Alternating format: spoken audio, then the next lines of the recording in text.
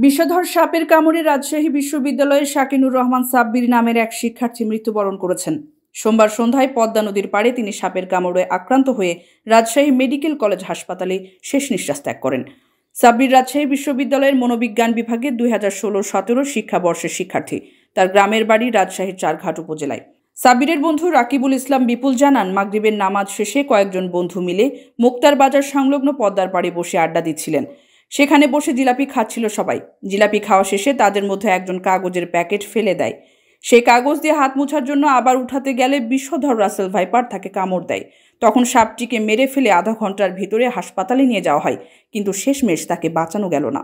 মনোবিজ্ঞান বিভাগের অধ্যাপক ডক্টর এনামুল হক দুঃখ প্রকাশ করে জানান, সাব্বির অতি দরিদ্র পরিবারের একজন। তার পরিবার অন্যের জমিতে বসবাস করে।